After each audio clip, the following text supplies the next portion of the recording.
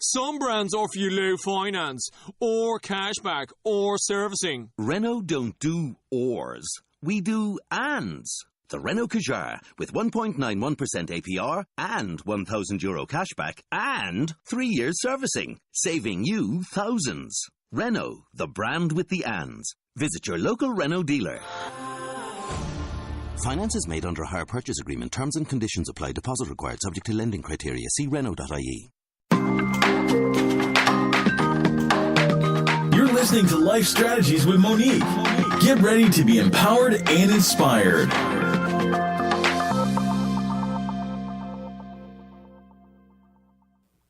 Come on and bless him. Come on and bless him. Now, I know y'all can do better than that because we serve an awesome God. We serve a mighty God. We serve an all-powerful, all-anointed one. He is our keeper, our way maker. Come on and give him glory this morning. You know, I don't hear the trumpet sounding this morning. I need to hear the trumpet sound this morning. Raise your voice to the Lord. Give him glory all over this room. Let him know that you love him this morning because he is an awesome God. Come on and bless him this morning. Yes, God. Well, we're going to be coming from the book of Matthew this morning. So turn with me to the book of Matthew. And we know in the book of Matthew, this is where we begin to see Christ's life on earth. We see his birth. We see his ministry. We see him beginning to teach the people about who he is and some of the things that he desires us to do. So Christ is teaching, and then he has disciples. And then these disciples start to ask him questions. Anybody ever started asking Christ questions because you know you wanted to have some answers? So the disciples start to ask him about kingdom and judgment and the sign of times because they want to know. What is the sign of the times? So by the time we get to chapter 24, he is teaching on kingdom and judgment. But then we get to chapter 5, and he starts to tell them about a wedding. And in this wedding, he gives a specific description of things to come. Follow me.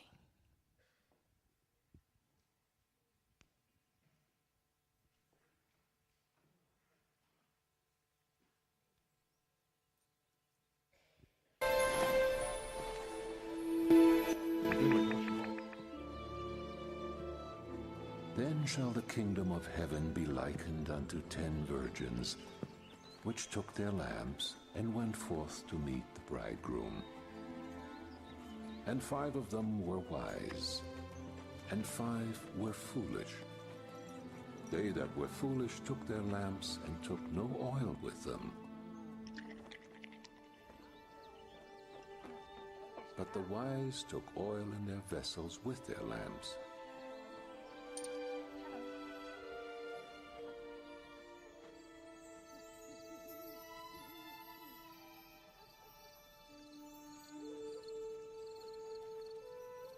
While the bridegroom tarried, they all slumbered and slept.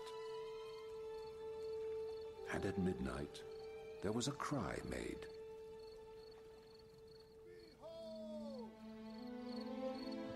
"Behold, the bridegroom!"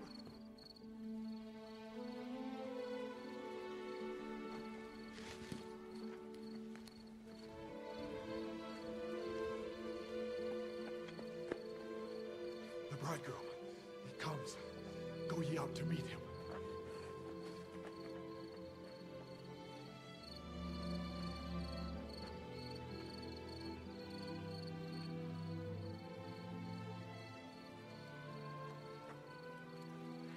The bridegroom, he is coming. Gather your things and come quickly. Sarah, Hannah, he is coming. He is coming. The bridegroom, make haste. He comes.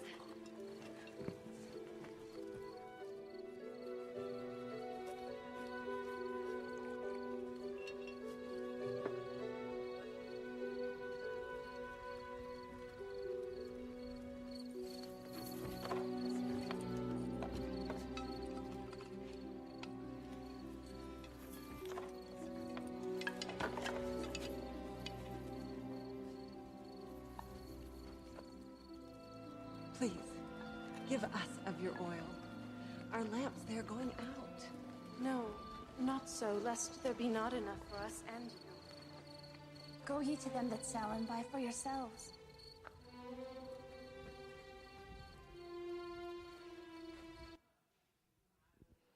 And while they went to buy, the bridegroom came, and those who were ready went in with him to the wedding, and then the door was shut. I want to speak to you this morning a few minutes on, are you running on empty? Preparation is key. Running on empty. Preparation is key. Verse 1, Matthew 25, it says, "Then the kingdom of heaven shall be likened to 10 virgins who took their lamps and went out to meet the bridegroom." Now, Jesus specifically is talking about a wedding here. And in this wedding, it is not the wedding that takes place today, in that it was quite different. Back then, during that time, a wedding required 3 things. 1 was a contract, which was a legally binding agreement. 2 was consummation. And then the 3rd thing was the celebration. That was the end result, was the celebration. But at this part of the text, this is where we see Christ talking in the 3rd phase, the celebration. Because it is at this point that the bride is waiting for the procession to take place from her home to the home of her husband. And so they are awaiting. And so this wedding, we know weddings take a lot of time to prepare. It takes preparation to get it in order. You got to deal with all of these intricate details that normally you wouldn't deal with on a daily basis. But because it's a wedding, it takes a lot of details. So Christ is immediately telling us about details and preparations, those things that we need to have in place when the time comes. Preparation. But he specifically says that there are 10. But then he splits it to 5. He says 5 were wise and 5 of them were foolish. So when we talk about wisdom means I simply have the experience and the knowledge I need to make good judgment. So wisdom begins to speak in our lives because she has a voice. Go to Proverbs 1, verse 20, and let's listen to wisdom speak. Wisdom says, "Wisdom calls aloud outside. She raises her voice in the open squares. She cries out in the chief concourses. At the openings of the gates in the city, she speaks her words." That's wisdom. "How long, you simple ones, will you love simplicity? For scorners delight in their scorning, and fools," meaning the foolish, "hate knowledge. They turn at my rebuke, and surely I will pour out my spirit on you. I will make my words known to you." This is wisdom. "Because I have called, and you refused, I have stretched out my hand, and no one regarded. Because you disdained all of my counsel, and would have none of my rebuke, I also will laugh at your calamity. I will mock when your terror comes. When your terror comes like a storm and your destruction comes like a whirlwind, when distress and anguish comes upon you, then they will call upon me." Wisdom. "They will seek me diligently, but they will not find me, because they hated knowledge and did not choose the fear of the Lord. They would not have none of my counsel and despised my every rebuke." Wisdom. She speaks. "Therefore they shall eat of the fruit of their own way, and be filled to the full with their own fancies, for the turning away of the simple will slay them, and the complacency of fools will destroy them." But she says, "Whoever listens to me will dwell safely in me, and will be secure without fear from evil." That's wisdom speaking. But then Christ tells us the opposite of that, and he starts to talk about the fool, the foolish, who do not have the sound knowledge to make good judgment. You know, many of us can go from faith to foolishness, or some will go from foolishness to faith. Which category do you find yourself in? From faith to foolishness, or foolishness to faith? But Christ shows us that even though you need to be prepared for the kingdom in heaven, you still need to be prepared for the kingdom here on earth. Preparation is key. Verse 3, those who were foolish took their lamps and took no oil. They took their lamps, but they didn't take any oil. Now, see, a lamp during that day was not the same kind of lamp that we use today. Because lamps in that day required some different things. It wasn't the lamp you can plug into in the wall and you get this illumination. They didn't have street lights like we have today. When it gets dark outside, they immediately come on. They had a different utensil. Now, this lamp basically had a different context. They had two types. One was like a torch, which was a stick that had a cloth on the end of it, and you dipped it in oil, and it was set ablaze. Then you had what you call your Herodian lamps. Now, the Herodian lamps were very small, and they could be held in your hand, which basically meant that you basically had a handle, you had a body, you had a spout, and then you had a wick. Now, this is our lamp. Some of you may remember this lamp. When Hurricane Frederick came, you probably had this lamp.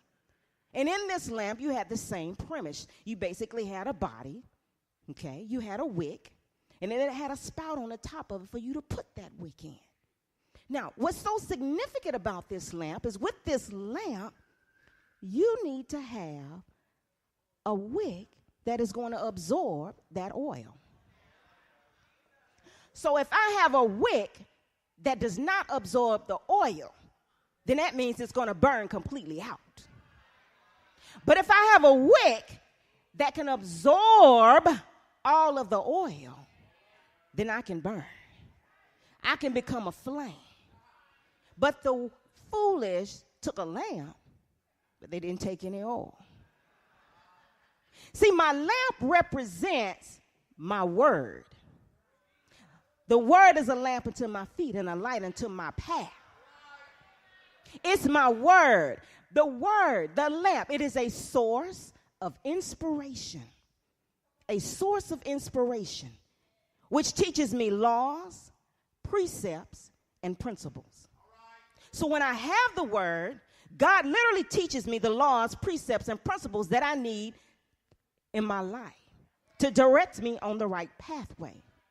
But if I become fool and I refuse to receive the lamp, then I lack the precepts and the principles that I need for guidance in my life. So we got faith, and then we have foolishness. We have wisdom, then we have foolishness. They did not take what they needed with them. Now, the rest of Psalms 119 says, 105, the word is a lamp unto my feet and a light unto my path.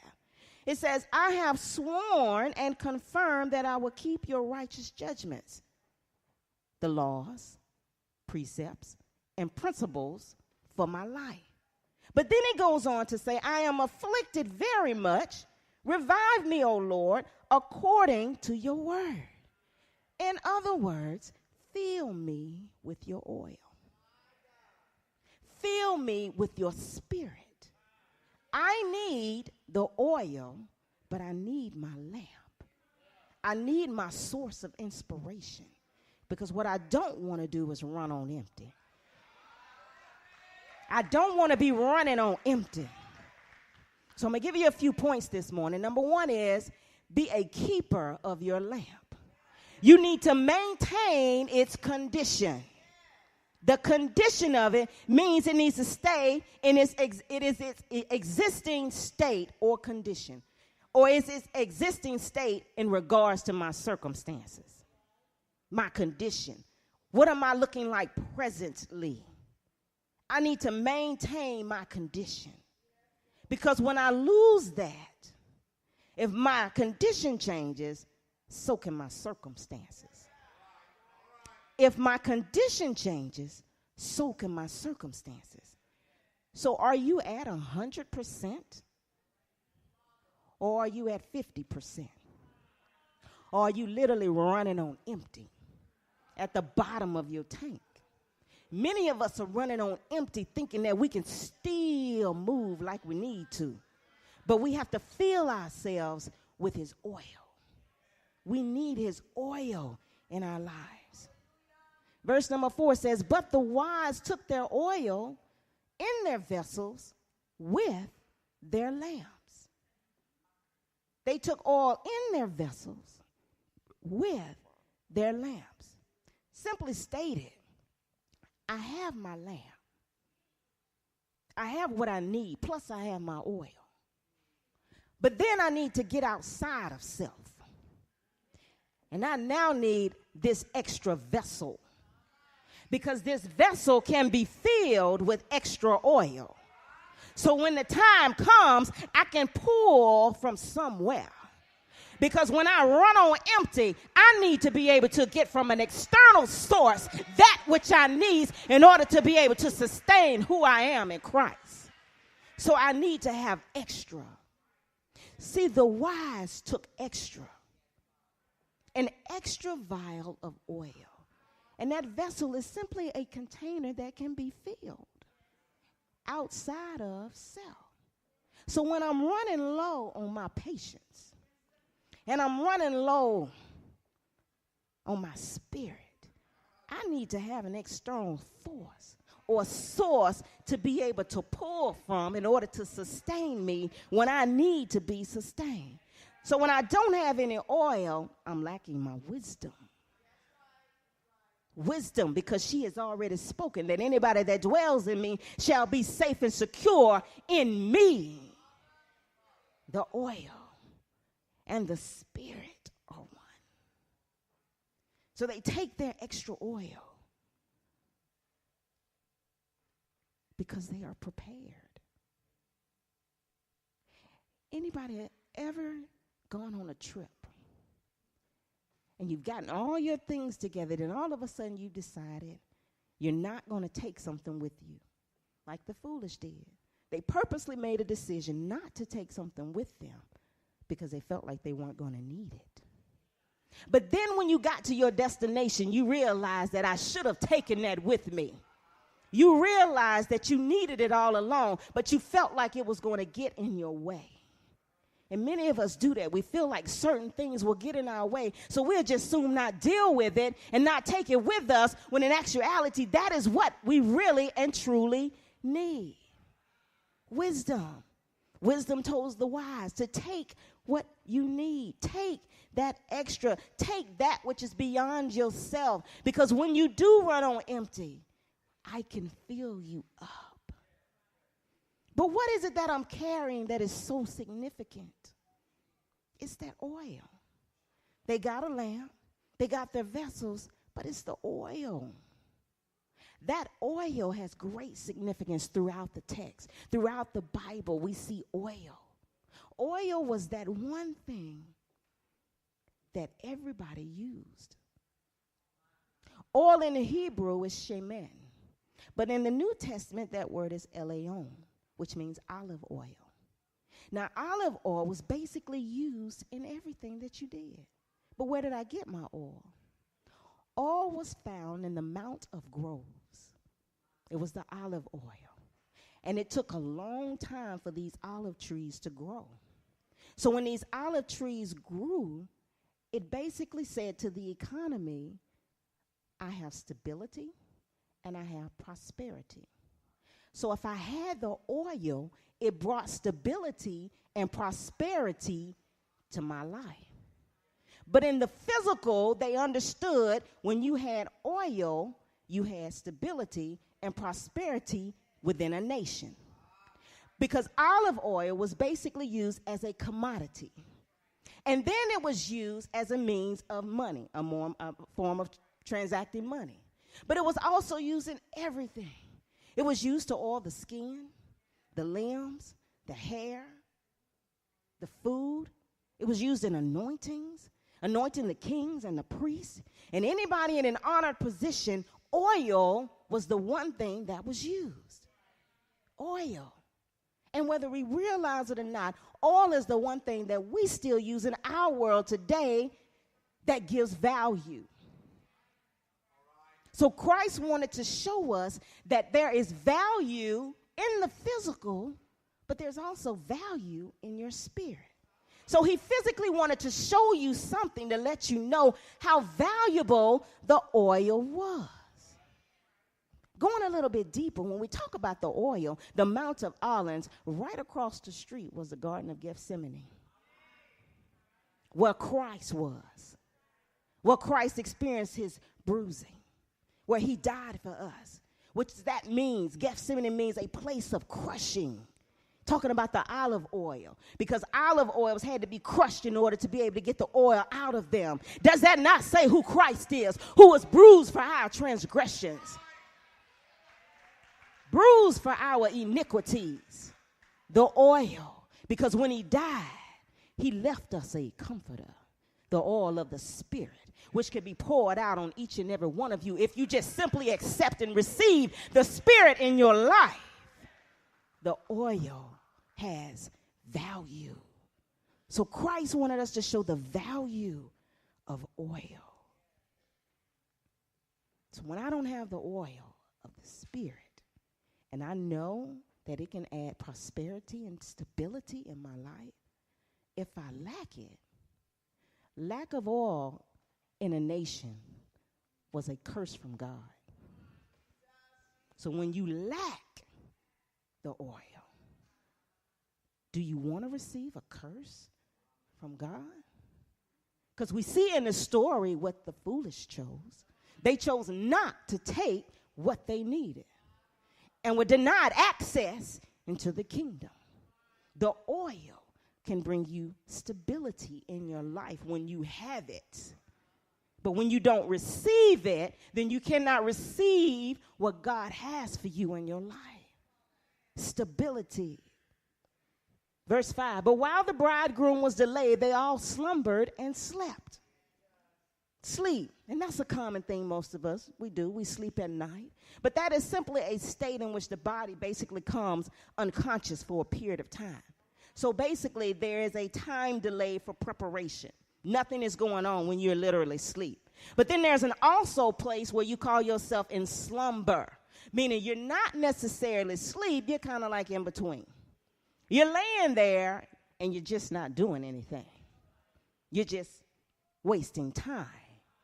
Tell your neighbor, use your time wisely. Because when you slumber and sleep, then you are not being used by God to be able to do what God has called you to do. Use your time wisely. And instead of the foolish preparing, they went to sleep. But that sleep time, God was literally giving them time to get themselves together. Meaning Christ is literally giving us time to get ourselves together. That time delay is for a purpose in your life. He's giving you time because he's getting ready and he wants to take you to another place. Remember, this is a wedding that is taking place where they go to the home of the bride and then there's a procession going to the groom's house. But God can't come and get you if you're not prepared. See, many of you want to get a promotion. You want to get the house. You want to get the cars. You want your children in college. But how much preparation have you done to get what you desire? The time delay is for a purpose, to help get you ready for what Christ wants you to have in your life. Time delays. So they had the time, they just chose not to take the time and use it wisely. So preparation is a process. Number 3, it is a process. Preparation is an action or process of making ready or being made ready for use or consideration. But the process of that means there are a series of actions that need to take place. And many of us don't want to deal with the process. I just want to get to the end. I don't want to deal with the process, the A, the B, and the C to get me to where I need to be. I don't want to deal with the process. So preparation is a process. When it comes to preparation, I need to be able to see a benefit. Most of us are like that. We need to see the benefit before I actually do it. Because if I don't see the benefit, then why do it? And children are notorious for that. Will I get a grade for this? They need to see the benefit for doing it. See, the foolish didn't see the benefit of having to take any extra oil. They didn't see the purpose for it because they felt like it was going to get in their way. So when it comes to preparation, I looked at a couple of statistics. Statistics said that only about 25-30% people are actually prepared for a disaster. 25 to 30%. In other aspects, 27% on stocks, 14 bonds, 24% life insurance. But that's still less than 30%, which means that leaves me 60 to 70% who are not prepared. And that's in the physical. So if we only got 30% that are prepared here in the physical, how many does that leave us not prepared for the spiritual? It's a process. Number 4, preparation yields an opportunity. I need to be prepared for what's to come. Opportunities come. Opportunities go. But when the opportunity comes, are we really prepared? Did I get the education that I needed? What steps have I taken to prepare myself for the door that God is getting ready to open to me? Because many times I feel like the cost is too high and I don't want to pay the cost. I don't want to go back to school. I don't want to sit down and look at my bank account. You see it's getting low, but no, you don't want to look at that. You know the job is getting ready to end, but you're not looking for another place to go. You know the debt is rising, but you're not making any precautions to make it any better. Opportunity. Preparation will open the door for opportunity. And the foolish didn't see the opportunity because they lacked what they needed, and they needed the wisdom to tell them to prepare for what was to come. Verse 6, and then at midnight there was a cry. Midnight. Midnight, a time of darkness and gloom. Everybody has experienced a midnight. But we've also experienced the midnight where you have to burn that midnight oil in order to meet a deadline, that last minute. Because at 12:01, it's a new day. At 12 o'clock, that tells you this is your last opportunity to get your things in order before a new day dawns. 12:01 is too late. 12 o'clock, you might be on time. Darkness and gloom. We have struggles. We have troubles in our life that come and they hit us. But have you prepared? Because you know, Christ really prepares us for tragedies that really come, because he does send a sign. But we don't pay attention to the signs that are coming. We ignore the signs. We ignore the warning signs that are set before us. And it's midnight. Opportunity comes, it knocks. You don't answer, it leaves. When you don't answer, it leaves. And you don't know when it's coming back. If it comes back. Preparing ourselves for what's to come. Or letting people, money, and education, all these things get in the way. But it's midnight. But then there's a cry that comes. And that cry is simply a loud shout and that warning to let us know that you should be ready. And now you're scrambling, trying to get some things in order, and the opportunity has already gone. And so now you want to try to scramble and get these things together, and you've already missed the mark. Verse 7, then all those virgins arose and trimmed their lamps. And the foolish said to the wise, give us some of your oil, for our lamps are going out. Now they want to start getting things together. All 10 of them start getting things together, but only 5 are really prepared. So they looked to their neighbor and said, give us some of your oil. Give us some of your oil. I'm running on empty. Look at your neighbor and say, I'm running on empty. See, I'm not a mechanic, but I do know that a car needs oil. And my dad, when I got my first car, he would always say, make sure you got oil. Check your oil. He said, because if your oil runs low, what's the term? You might slang a rod. You might slang a rod. So oil in the car allows for all of the metal parts to be lubricated to be able to function like they need to function properly, right? And I'm not a mechanic, but that's what the oil does.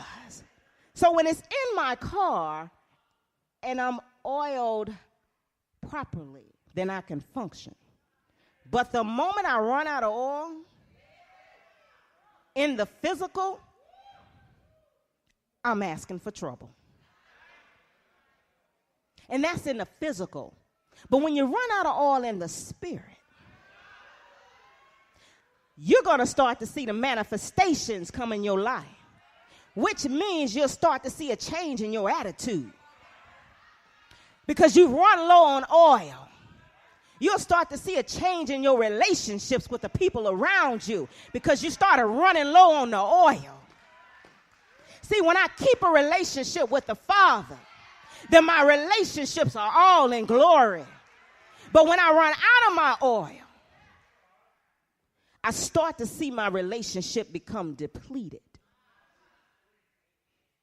to where I'm running on empty. And I can't do what Christ has called me to do because I lack the necessary materials to be able to perform what Christ asked me to. Now, when I run out of my oil, I reach this thing called burnout. Has anybody ever reached burnout? By definition, this is what burnout is. It is the extinction of motivation or incentive, especially where one's devotion to a cause or relationship fails to produce the desired result. You have basically become worn out. You are exhausted. You are frustrated. And you become dissatisfied when you burn out. And here again, burnout is going to yield manifestations in the physical. Because now you're going to start to see physical manifestations in your body, which you might start having chest palpitations, chest pains, headaches. You'll start to see these physical things come about. Then psychologically, you'll start having emotional issues. Start feeling trapped, like you don't have a way out. Then you'll have these behavioral issues, where then you might find yourself not eating, lacking in your diet where you need, become isolated and don't want to be in a group, all because you've hit burnout. But my help comes from where? My help comes from the Lord. But if I have the wisdom and the knowledge to know that my help comes from the Lord, then I won't reach the burnout. because I know I need to fill myself up daily with his word, daily with his oil, feeling him, feeling me with his spirit all through my body and all through my soul. Because I have my word, I have my lamp, I have my oil, and then I have my wick. The wick that is absorbed in that oil that allows it to be able to burn in my life. Burnout. Verse number 9. But the wise answered, saying, no, lest there should not be enough for us and you. But go rather to those who sell and buy for yourselves. Look at your neighbor and tell them, it's okay to say no. It is hard for some people to say no. But wisdom says no.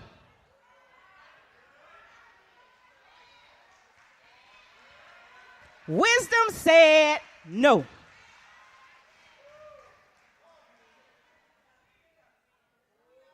Because we don't want to hurt feelings, we say yes. Even when we've reached burnout, we still want to say yes. But I'm actually no good because I'm burnt out. So say it again. It's okay to say no. Amen. It's okay to say no. So wisdom says no. Go and buy for yourselves. Now look at your neighbor and say, it's not for sale. I cannot give you what I do not have. I cannot dispense to you the Spirit. You have to get that for yourself. You have to spend time for yourself. You can't get in on my wings into heaven. You can't get in on me. You know, you go to the restaurant, they say, it's on me. You can't get in on me. You got to get it for yourself. And the Spirit gives liberally to all. Christ died for all. He died for us all. In verse 10, and while they went to buy, the bridegroom came, and those who were ready went in with him to the wedding, and the door was shut. Are you ready? Number 5, preparation is key. It gives access. It gives access. To be ready, prepared for use or action, willing and available right away. Access. You need to have the necessary materials to get in where you need to go. If you're going out of this country, you need to show ID. Okay? If you're going on a cruise, you need to show ID. Specifically, you need to show a birth certificate. Now, a few years ago, we were going on a cruise, and we were taking my grandmother with me. And the lady called, and she started telling us all these things we needed to have to get ready for this cruise. And one of the things she said was, you need a birth certificate. I said, okay, because I'm excited, I'm ready to go.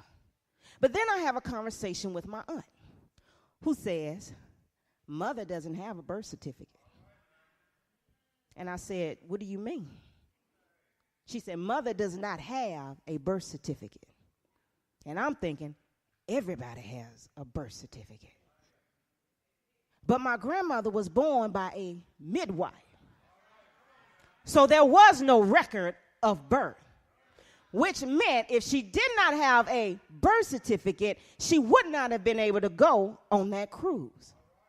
So we had to do an extensive search to find a document that stated who she was. And that certificate said, certificate of failure to find. There was no record of her birth. But this was her documentation, her birth certificate, for her to be able to go on this cruise that we wanted to go on. What identity or ID do you have that is going to allow you access into the kingdom? Do you have the oil? Are you filled with his spirit? The oil of the spirit? Do you have what you need to get into the kingdom? Because the foolish did not take the oil. And because they did not take the oil, they were not allowed access to the kingdom. Amen? And one final note. In Matthew 22, Christ gives another example of a wedding. And in that wedding, he invites all of his guests. None of them show. So he goes out and tries to get others to come. All of them come, except one man comes unprepared. He is not dressed for the occasion, so he is denied access. The door was shut. Don't be denied access simply because you lack the materials. They are liberally given to each and every one of you just for the asking. So I don't know what God has presented to you. I don't know what desires he has for you, but God wants you all to be prepared.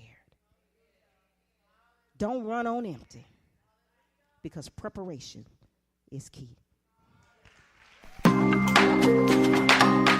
You've been listening to Life Strategies with Monique.